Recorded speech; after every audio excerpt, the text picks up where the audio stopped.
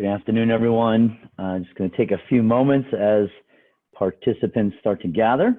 Just want to welcome everyone to our Bay Area COVID-19 Janitorial and Courtesy Patrol Best Practice webinar today. We will get started in just a moment or two. Okay, everyone, thanks for coming. We're going to get started on our presentation today. Just a couple of notes as we're getting started.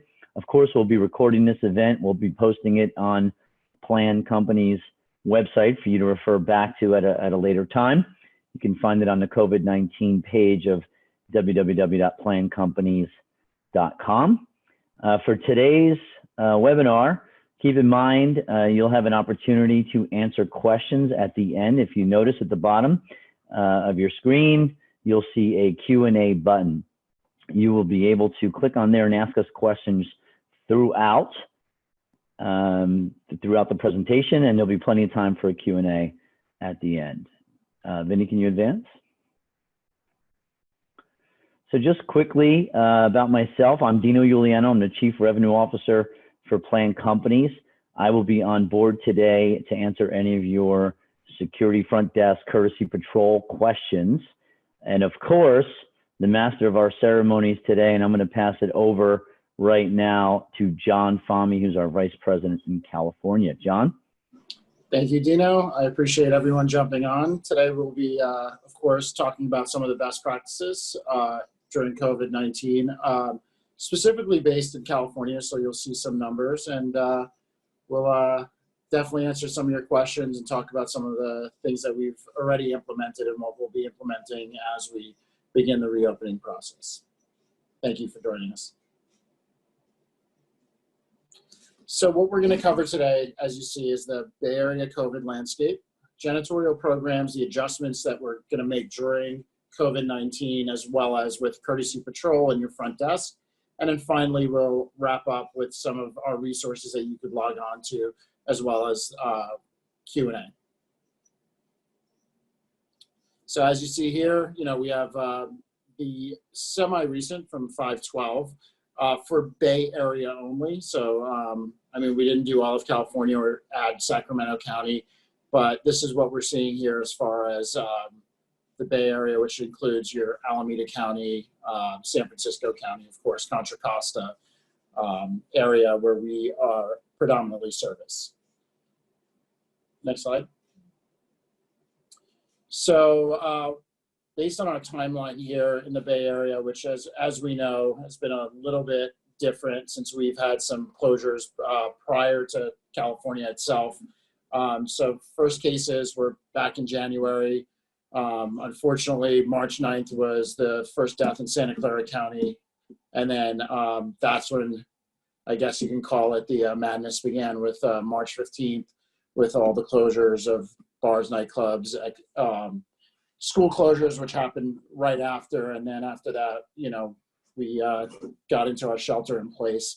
So right now, we know it's fluid. We've definitely seen some of the news in California where some of the counties are beginning to open up based on their cases and deaths. But as far as we know, we're still holding tight here in the Bay Area. And, hopefully we'll settle down a little bit and we'll slowly start opening. So here at Plan, we're working with our teams on a day-to-day basis on all fronts to keep our staff informed, as well as, work on the next steps with the SOPs and how things are going to change once things do open. Next slide, please. So here we have some testimonials from some of our current clients that we've been working with for you guys to just take a quick peek at.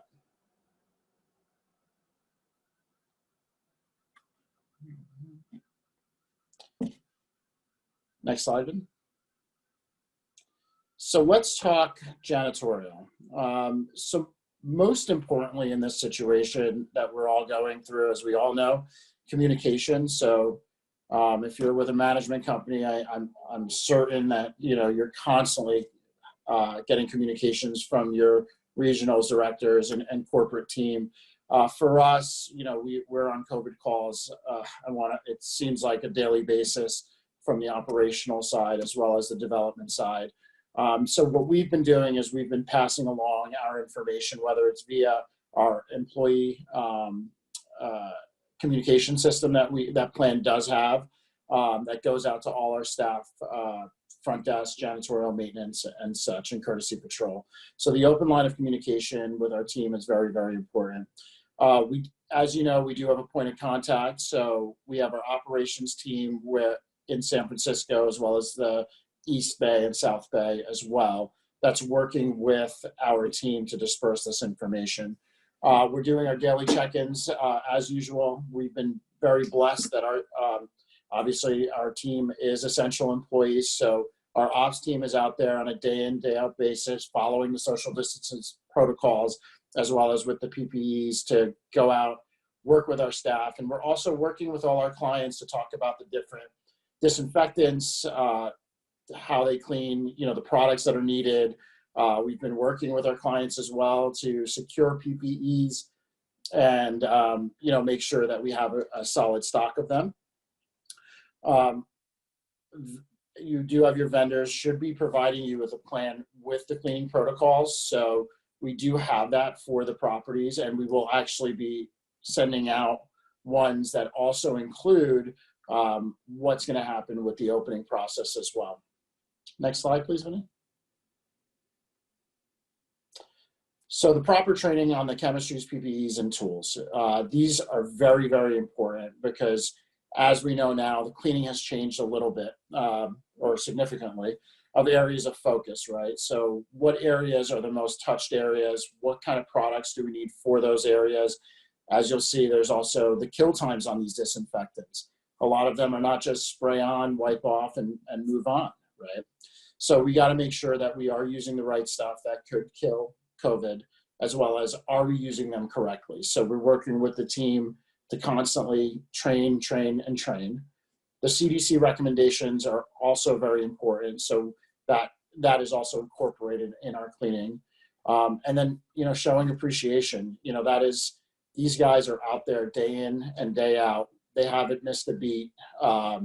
We've done really well actually here in the Bay Area, knock on wood, versus other markets that we operate in the sense of our employees are healthy, they're following the proper protocols, they are wearing their masks and such. So that's been a really, really wonderful and blessed situation for us.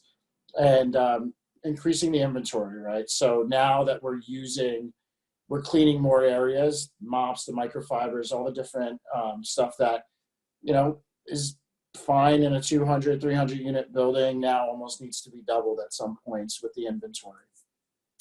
Floating crews and signage, we do have our floaters that are helping out in the different buildings. They are actually adding additional help if a situation arises where a client does mention that, there could have been a case or they do need some extra cleaning. So we do have a limited staff going out and helping with that as well. And then the signage throughout the properties, we've been working, generally speaking, with that. Our clients have been working with that, but if you are using a different vendor or whatever the case is, please, speak to them, make sure that, you do have proper signage throughout the property. Next slide. And I'm going to pass it off now to Dino to talk about front desk and courtesy patrol. Thank you, John, and fantastic job there, and some great comments and pointers, and definitely some local Bay Area information, and I'm sure folks would appreciate. So, as John mentioned, the importance of janitorial during this time and keeping things clean and re-clean and disinfected as much as you can and keep people safe. I want to remind everyone, during difficult times like this, crime tends to be on the rise. During troubling times when people are losing their jobs, it's an important time to be vigilant when it comes to security and making sure your front desk is paying attention to what's happening around them and making sure that you have the right protocols in place.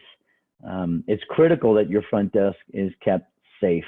And some of the things that we've seen in the market, and if you look at the illustrations that we pointed out here today, having perhaps a plastic barrier between residents and your front desk staff, be it a drum kit plastic barriers you see in the photo here, or some of the things that you're seeing in some of the local supermarkets, making sure that there's a 6-foot barrier, 6-foot distance between residents and your front desk staff or your courtesy patrol staff, and making sure that there is if possible, a barrier as illustrated here. Encourage people not to linger and hang out in the lobbies. You know, it's common during non-COVID-19 times, let's call it peacetime, for folks that want to hang out and talk to the concierge in the lobby. These people tend to be the ambassadors of the building. They know everything that's happening. It's important that at this time you communicate with residents. Now is not the right time to be hanging out with the front desk staff. Now is not the time to be hanging out and lingering in your lobby. Locking down doors that were previously open. I think this is important. You want to make sure that you know who's coming in, who's leaving the building. If you have contractors coming in, that they're properly registered with the front desk, making sure they have the proper PPE before they enter the building, perhaps some screening protocols that you may want to have in place now that you didn't have to have in place prior to COVID-19. This is a time that you want to limit egress and ingress to your building. So if you're going to use your front door as the point of access, and that's where your concierge is screening folks, then make sure every other door is locked down so that you only have that one central point of access for your property. Locking down and securing your supplies. You know, now more than ever, it's hard to come by, and I'm sure you noticed things like toilet paper and cleaning supplies and things that perhaps were not as important before are now critical to your building and its operation. Making sure that these types of supplies are secure and monitored. These things have become gold. Securing your amenities. As we start to open up the economy, hopefully, we're finding that, you know, a lot of amenities are still locked down. People are getting antsy. They want to reopen these amenities on their own. As an example, barbecue areas, and as the weather starts getting really nice in the Bay Area, folks are saying, well, it's outside, I'm not hurting anyone, I just want to decide to open up the barbecue area. You want to make sure that you communicate to the residents what's open, what's not open in your building, what they can access, and make sure that, you know, they understand what's going to happen if they do access an area that's locked down, and that we're monitoring it, and that your team and your staff is going to be reporting it, and whatever your protocols will be. What's not listed here, but I want to talk about, is your packages. More than even before, a lot like during the holiday season, a lot of folks cannot get out to the stores or just prefer the convenience of ordering online. Right now, we are seeing an abundance of packages coming to the property. Some of the protocols that you may see in place now that we do at other properties is, rather than having residents coming down to pick up their packages, either having an extra staff person on site or existing staff actually deliver the packages up to the residents. A simple phone call that you received the package, we'll have somebody drop it by, put it outside your door, knock on the door to let you know that it's out there, and then step away. You want to limit the resident having to enter an elevator, hit another button, potentially contaminating another area, coming downstairs, having to interact with the staff. So many other things that we're seeing regarding packages. Some of these amenity spaces that are locked down are being used as quasi package rooms. So what people are doing, we've been told anything from 3 days to a week. Who knows what the reality is of how long this COVID-19 can live on a package, whether it's a cardboard surface or some other type of surface. We've been hearing that 3 days is pretty standard. So what some buildings are doing is leaving a package in a room for 3 days before it's delivered. So an example being package in the gym. Those packages received on Monday will be delivered up to the units on Thursday. Then that area will be sterilized and disinfected again before we load it up with packages for another cycle, so on and so on. So some things to consider around packages that I think could be useful and resourceful for your properties, but nothing more important than keeping the staff safe. They're familiar with your property. They're familiar with your community. They know the residents. Most importantly, I would say at this time is you want to make sure you do everything possible to keep your staff safe. So thank you for that. If you can advance the slide, Vinny.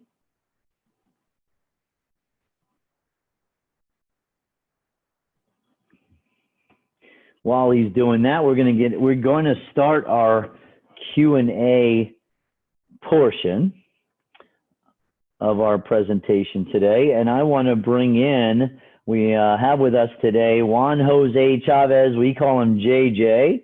He will be available today to answer specific janitorial and or maintenance questions. And of course, I'll be on hand to handle concierge or front desk and patrol. So first question, if we'll dive in, if everyone's ready, it happens to be for you, Mr. JJ. What's the difference between electrostatic spraying and fogging? Yes, hi. Good afternoon, everyone. Hope that everybody's doing good. Thank you for inviting me, John and Dino. It's always a pleasure to assist. That's a great question. So a lot of the electrostatic spraying and fogging is hitting the news. A lot of providers are offering that service. And just for the main difference really with the e-spraying or the electrostatic spraying is that you're basically spraying the disinfectant into the air. However, with the e-spraying process, that chemistry is being positively charged as it comes out of the equipment. And because of that charge, that chemistry or that disinfectant is able to adhere into the surface and basically wrap that surface. So it is the most effective way to cover a surface with disinfectant. Where the fogging, there is no charge being made as the chemistry hits the air. So basically, it will land on the surface and it will just stay on that surface where it lands. It wouldn't be able to wrap the surface. So that's basically the main difference. There are basically a couple of options when it comes down to equipment and product.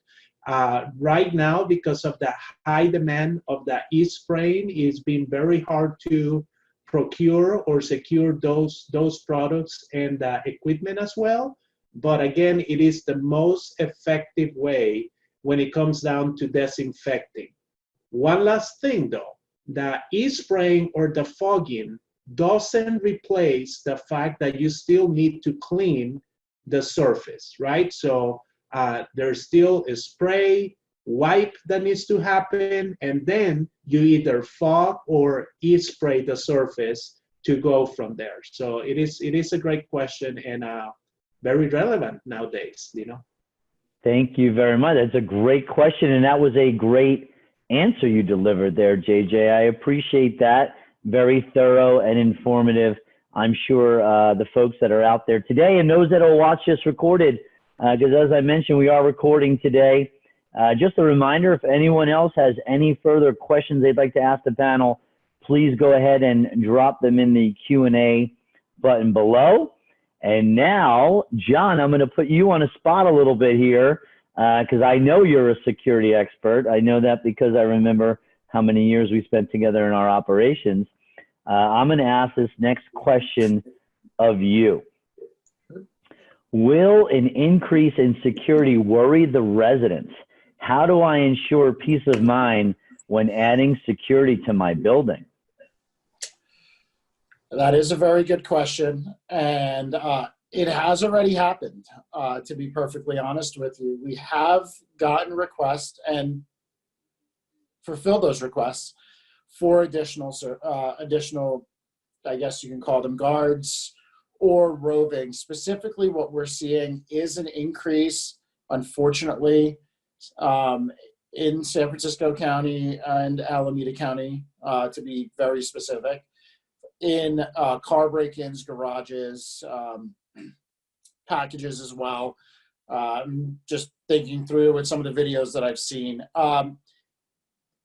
I think it actually makes residents feel comfortable. Will it, raise some eyebrows? Unfortunately, I think in this day and time, no.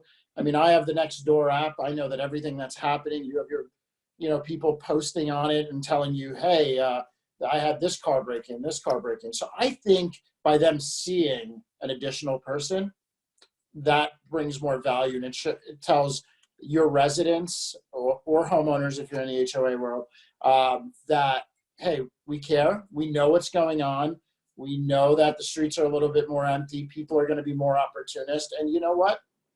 Unfortunately, people are unemployed and hungry.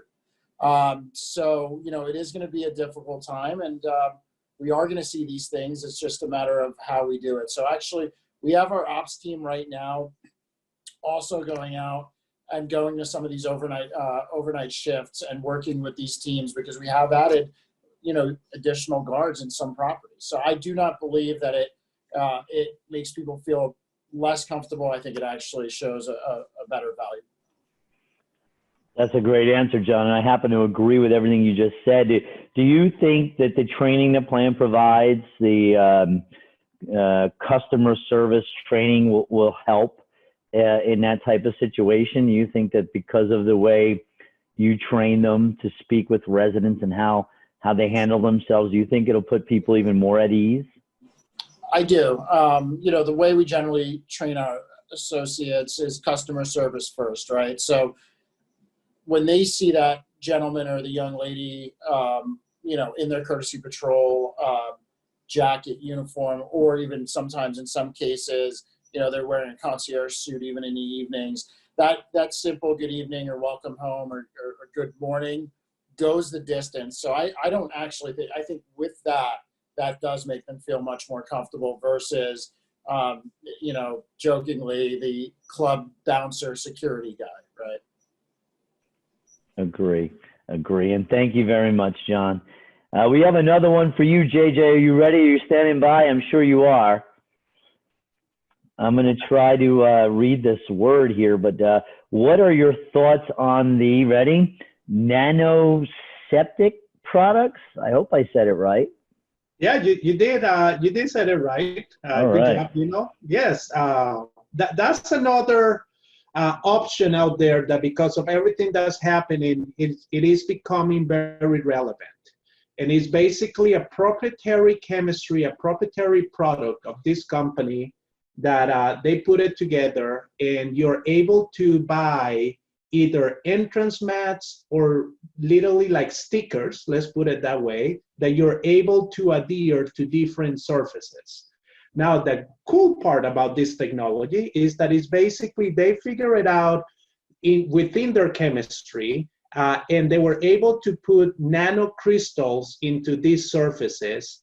And when the light hits these nanocrystals, they're able to create an oxidation reaction that basically kill bacteria and viruses. A couple of things though about this though is that one is the CDC hasn't really endorsed this product per se, but it has been very effective, and is really providing to some of the users, like the people walking into the buildings or the people living in these buildings, that quote-unquote peace of mind that this surface is basically a self-cleaning surface. Now, you still have to wipe it and clean it and everything. This is not a product that will you just install and then forget about it. That surface is free of viruses or bacteria. That's not the case. But it has been really, they have been really successful, to the point now that there is a waiting period for about 3 or 4 weeks for any new orders. It is a little bit expensive, but again, it is something that it is an option, and a lot of people are really going that route. It doesn't matter if it's a commercial building or a residential building. They are really, they've been really successful, and it's coming up. Wow, JJ, thank you. That's a great answer to a question that I couldn't even read the word to. So really appreciate that. That's going to be, that's all the questions we have in the queue at this time. But I want to remind folks of a couple things. So we're leaving you some resources here, and we'll leave this screen up for a little bit. Today's presentation will be on our website at plancompany/COVID as you see here. If you want to get a hold of our team for any reason, our marketing email is here to reach out to our sales team, and some other great resources for you here. Every Tuesday at 10 a.m., Plan does a town hall that we'd love to see you attend. We have invitations all over social media during those town hall sessions, but 10, thank you, I know what John's going to say. Yeah. 10 a.m. on the east. So you have to get up a little early on the west, but it'll be worth your time. Pull up your cereal bowl and join us, because we have some amazing vendors, the best in class vendors from all over the place, attendees, some of the best nationwide vendors there are. So it's 7 a.m. On the west and 10 a.m. here in the East Coast. So we'd love to see you join. Bring some folks. We'll do more local Bay Area events for you. This is our first, so a warm up. We hope you enjoyed it. Let your friends know about it, and we'll continue to deliver more, hopefully valuable information to you and your Bay Area friends. Want to thank Juan Jose Chavez for bringing us his knowledge from Atlanta, Georgia on the East Coast, and of course your guy, your man out there in the West, John Fahmy. He's all yours. You have him right now, and our West Coast guy. So great job, John. Fantastic, everyone. Thank you for coming out today. That's all we have. We'll leave the screen up for a bit for you to take some notes, and we hope you'll tell your friends, and we'll see you next time out. Thank you so much for coming today. Thanks, guys.